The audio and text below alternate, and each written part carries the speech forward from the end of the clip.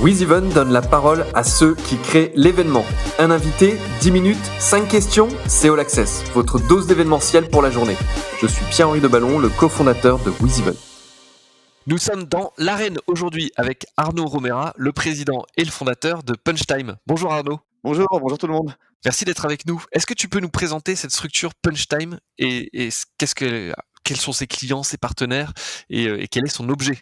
Alors Punchtime, c'est une société de consulting qui est spécialisée dans la communication et l'événementiel dans le milieu des sports de combat. C'est-à-dire que l'idée, c'est d'accompagner, les organisateurs, les promoteurs ou les fédérations de sports de combat dans l'organisation de leurs événements, dans leur stratégie de communication et dans la recherche de partenaires publics ou privés et ainsi que dans la recherche de diffuseurs. D'accord. Et du coup, toi, on te connaît parce que tu étais sur notamment Stade 2, tu es un reporter. Et comment raconte-nous cette bascule entre l'aspect, journaliste et aujourd'hui organisateur et producteur finalement même, d'événements? Alors oui, pendant 19 ans, j'ai été, grand reporter au service des sports de France Télévisions, faire des reportages, pour Stade 2 et tout le sport et donc en 2017, suite à on va dire, allez, pour être, gentil, un différend avec, la nouvelle rédaction en chef, on a décidé de se séparer. Donc j'ai quitté France Télévisions et derrière, plutôt que de repartir dans le journalisme, en gros, j'ai souvent comparé France Télé, c'est un petit peu le PSG, des grosses structures, gros clubs et plutôt que de repartir jouer à Guingamp ou à Sedan, je me suis dit: «Beh, je vais tenter une nouvelle aventure». Donc je suis passionné de sport de combat, je dirigeais la rubrique sport de combat à Stade 2 et donc je me suis dit: «C'est un réseau que je connais très bien, comment je peux mettre à profit à la fois mon réseau dans le milieu, toutes mes connaissances et mon expertise dans le milieu du sport et des médias». Et donc j'ai créé ma société pour accompagner, vraiment tous les organisateurs de sports de combat qui avaient vraiment besoin d'aide dans le marketing, dans la communication et dans, l'obtention, la négociation de droits TV avec les diffuseurs. Et puis en plus, je crois que tu es aussi passé du côté, j'ai envie de dire un peu, institutionnel puisque tu as été aussi le président de la Ligue nationale de sport de combat, de boxe, hein, c'est De ça? boxe, oui, c'est ça, voilà. Donc en De 2017, boxe. pendant 2 ans, j'ai développé la société Punchtime. J'ai notamment été, en exclusivité avec, Brahim Asloum, le champion olympique de boxe qui a créé sa structure de promotion de boxe, Asloum Event. Et on a développé pour RMC Sport, différents galas de boxe. On faisait jusqu'à 8 galas, 8 événements de boxe, par an pour RMC Sport. Et puis en 2018, le ministère des Sports a demandé la création d'une ligue professionnelle de boxe pour sortir un peu la boxe pro de l'opacité et de la précarité dans laquelle elle était plongée depuis des années. Et donc, j'ai monté un dossier, j'ai été candidat, j'ai été élu et pendant 18 mois, j'ai été président de la ligue professionnelle de boxe. J'ai décidé d'arrêter en février, juste avant le confinement, pour me consacrer, vraiment au développement de Punchtime parce que la ligue de boxe, ça prenait énormément de temps. C'est un job à temps complet, c'est bénévole et avec tous les freins que le bénévolat, génère, quoi. C'est tout le système fédéral français qui est comme ça. Tout est basé sur le bénévolat, sur la bonne volonté des gens. Au bout d'un moment donné, ça suffit pas, quoi. Donc du coup, j'ai fait tout ce que je pouvais à la boxe et maintenant je me dis: «En fait, je suis plus efficace en étant dans le privé pour aider la boxe qu'en étant, président de la ligue de boxe». Avec une actualité, je crois que le MMA, vient d'être, légalisé tout récemment. C'était quand d'ailleurs ça, Arnaud? Et ben, justement, quand j'étais président de la ligue de boxe, j'ai porté, le projet de délégation du MMA auprès de la Fédération française de boxe. En fait, le ministère des Sports avait décidé de légaliser le MMA sous la tutelle d'une fédération. Plusieurs fédérations se sont portées candidates, toutes les fédérations de sport de combat et c'est notre projet à la boxe. C'est nous qui avons remporté le bébé, le dossier.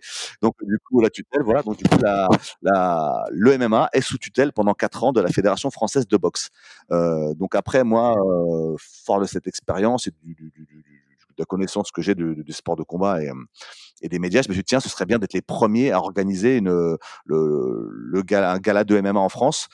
Donc il a fallu que la structuration du MMA soit terminée. Donc il y a un très bon travail qui a été fait par la French MMA Federation, c'est la FMAF, c'est-à-dire c'est l'entité MMA de la Fédération française de boxe qui ont fait 8 mois de structuration et à partir du moment où la structuration était terminée, là on a pu lancer un premier gala. Voilà, il fallait être les premiers pour attirer toute la lumière et montrer ce qu'on pouvait faire, montrer ce qu'était le MMA made in France, le MMA à la française. C'est ça, le MMA GP, hein? MMA GP le 8 octobre, à Vitry-sur-Seine et c'était donc dans l'histoire. L'histoire retiendra que c'était le premier événement, officiel de MMA, qui s'est organisé en France. dans un contexte particulier parce que du coup il y avait toutes ces problématiques sanitaires. Raconte-nous un peu comment, au niveau de l'organisation, vous avez réussi à maintenir l'événement malgré les contraintes sanitaires et puis les petites difficultés d'une première comme celle-ci. Disons qu'en un mois, on a perdu, 10 kilogrammes et on a pris 10 ans, voilà, sur cet événement tellement il y avait de contraintes. Alors évidemment, les contraintes sanitaires et les conséquences économiques qui vont avec ce contexte sanitaire sont vraiment, terribles pour, tout ce qui est événementiel.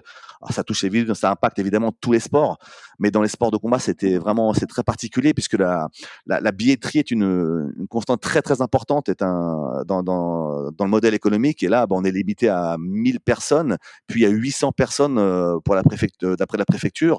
Jusqu'au dernier moment, on n'a pas su, puisqu'on était rentré en période d'urgence sanitaire, on ne savait pas si on allait pouvoir organiser cette soirée.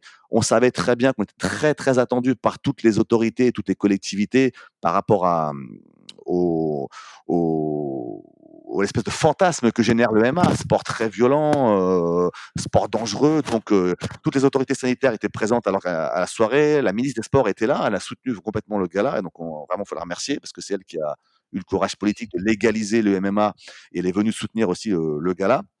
Donc, financièrement, ça a été très difficile. Sanitairement, les conditions étaient drastiques. Et puis après, il y avait un contexte, on va dire, politico-fédéral avec la Fédération française de boxe qui souhaitait privilégier le Bellator, une organisation américaine, une grosse organisation américaine qui avait de très gros moyens, et en leur accordant l'exclusivité de la première soirée de MMA en France. Et puis nous, le MMA à la française, on s'est positionné 2 jours avant eux. Donc du coup, c'est nous qui avons eu la primeur de ce gala, de ce premier gala en France. De cette Et donc, première, oui. cette première, et donc ça a généré quelques tensions, quelques jalousies, voilà. Mais bon, Preuve de l'engouement aussi, c'est-à-dire que ça montre aussi qu'il y a un engouement fort. Est-ce que les partenaires, on pense à des grands groupes français, comment ils se positionnent par rapport au MMA, effectivement, qui a été, qui peut dégager une image de violence, mais qui en même temps touche un public que ces annonceurs peuvent souhaiter adresser. Comment ils se positionnent aujourd'hui par rapport à ça? Vous avez eu beaucoup de demandes? le potentiel d'attractivité du MMA, il est assez phénoménal, surtout dans cette période de crise sanitaire et économique. Tous nos partenaires, on n'a eu aucune difficulté à trouver des partenaires pour financer la soirée. Alors tout s'est fait au dernier moment, hein. La structuration du MMA s'est terminée fin septembre et nous, on a pu, en 3 semaines, mettre en place ce gala à hauteur d'un budget de 100 000 euros. Et donc, on a pu réaliser ça. On s'est aperçu aussi qu'au niveau du public, il y avait une très, très forte demande. On était limité à 1 000 places. Les 1 000 places ont été vendues, je sais pas, en 2 jours. Après, on a dû rendre des billets parce qu'on a été limité à 700 places, enfin 800, Comment vous pardon. avez géré ça d'un point de vue organisation? Vous avez fait un tirage au sort ou c'était les derniers acheteurs qui ont été remboursés? Les derniers acheteurs remboursés, voilà. Voilà. Et puis surtout, nos partenaires, parce qu'on avait des packs de places pour les partenaires. Bon, les partenaires, évidemment, on honorait d'abord ceux qui nous ont aidés au financement de la soirée. Donc, un partenaire qui avait besoin de faire place, évidemment, on lui a donné, on a privilégié évidemment ceux qui participaient à l'économie de la soirée. Et donc, l'attractivité était vraiment énorme. Il y a eu une 50aine de journalistes accrédités, ce qui pour un événement de sport hors football est énorme. On a eu des retours presse, mais c'était complètement inespéré, quoi. De France 2, Canal+, M6, RMC Sport, BFM, tout le monde est venu faire des reportages parce que c'était la première. L'équipe Magazine, qui est un journal très, on va dire, c'est une institution, c'est un journal très sport C'est institutionnel. élitiste, Voilà, notamment sur leur reportage, ouais. voilà, ils ont fait un reportage de 8 pages là samedi dernier. Donc, voilà, ça légitime le MMA en tant que sport et c'était l'occasion de dire au MMA, bienvenue dans la grande famille du sport français. Donc voilà, maintenant le MMA est un vrai sport, considéré comme tel par le grand public, par les institutions sportives et par les médias comme un vrai sport. Et on s'aperçoit qu'il y a vraiment une vraie attractivité du public pour le MMA. D'ailleurs, on a eu sans problème, parce qu'au moment de chercher un diffuseur, ça a été compliqué, parce qu'en France, on n'a pas le droit de diffuser du MMA si on est une entité française. Par exemple, Canal+, TF1, France 2 ne peuvent pas, à l'heure d'aujourd'hui, diffuser du MMA. Il faut forcément avoir un siège social à l'étranger.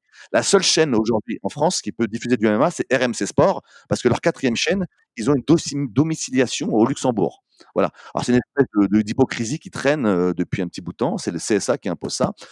Et donc là, nous, quand on a cherché un diffuseur, Toujours par rapport à ce côté violence prétendue du MMA ou par rapport à Oui, là, ils sont restés pour l'instant sur une position qui était celle d'il y a 5-10 ans, à savoir, Conservatrice. Ouais. oui, très conservatrice. C'est un sport dangereux, ça nuit à la dignité des combattants, et donc on peut pas montrer ça à un public, au grand public. Donc si on diffuse à l'extérieur de la France, on peut, mais si on diffuse de France, c'est pas possible. Donc bon, bref, c'est un peu une position un petit peu rétrograde, mais je pense qu'ils vont revenir Qui maintenant. vont évoluer. Ils vont évoluer. Tu parlais de diffusion et donc forcément d'émissions. Moi, j'ai une question qui te concerne plus directement. Qu'est-ce qui est le plus stressant? Est-ce que c'est de passer devant des millions de Français tous les dimanches pour leur parler de leur sport préféré? Ou est-ce que c'est d'organiser un événement avec 800 personnes et de découvrir les joies et les affres de l'organisation d'événements? C'est un stress qui est complètement différent puisque quand on commente un match de foot ou un match ou un gros événement, par exemple, quand j'ai commenté la finale des Jeux Olympiques là, de Tony Yoka, c'était à 21h, heure française, c'était la plus grosse audience des Jeux Olympiques, il y a eu 7 millions de téléspectateurs.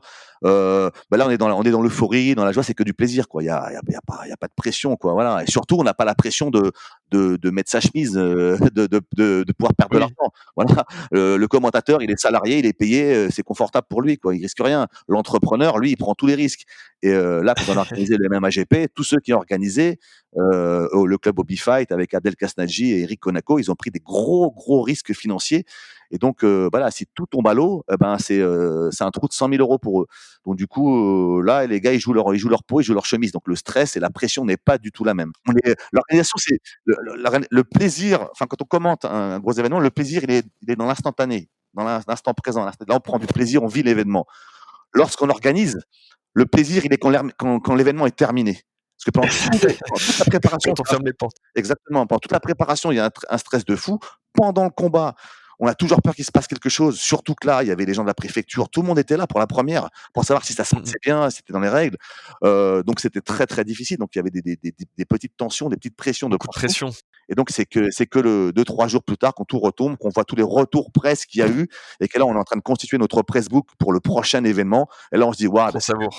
tant mieux, ça, on a eu de très bons retours et une grosse visibilité. L'événement qu'on a fait, vraiment, qui était un événement Made in France, à la française, ça a été diffusé sur l'UFC Fight Pass, qui est la plus grosse plateforme de diffusion de contenu sportif au monde. C'est l'UFC, c'est un mastodonte américain. Et donc, en 2 jours, ils se sont décidés, ils disent on va vous diffuser. On a été diffusé dans 140 pays, ce qui montre un peu l'attractivité. Belle reconnaissance. Belle reconnaissance pour la petite soirée qu'on a organisée. Et surtout, ça montre l'attractivité du MMA dans le monde entier. Je pense que le MMA a vraiment un grand avenir devant lui. Dès qu'on aura passé cette période un petit peu de défiance, d'observation, on se renifle et tous les ans on renifle pour savoir comment ça se passe. Et maintenant que ça se passe bien, parce que derrière nous il y a eu le Bellator 2 jours plus tard, ça s'est bien passé aussi. Donc du coup voilà, il voit que c'est du sérieux et que la machine est lancée. la machine. En tout cas, félicitations. Merci pour d'avoir partagé avec nous cette belle reconversion et puis cette plongée dans le monde du MMA via ta structure donc Punch Time, qui travaille avec des partenaires et des clients de renommée, RMC Sport, Asloum Event, tu les évoquais, puis les World Series of Boxing. Et puis on souhaite bon vent à ta structure et au MMA. À bientôt, Arnaud. Merci à vous, à bientôt. Au revoir. Vous écoutiez All Access, le podcast de WizEvent, la solution de billetterie, d'inscription et de cashless pour les organisateurs d'événements. Pour prolonger cet échange, partagez, commentez et notez cet épisode sur vos plateformes préférées. Et pour nous rejoindre, rien de plus simple, media@wizevent.com.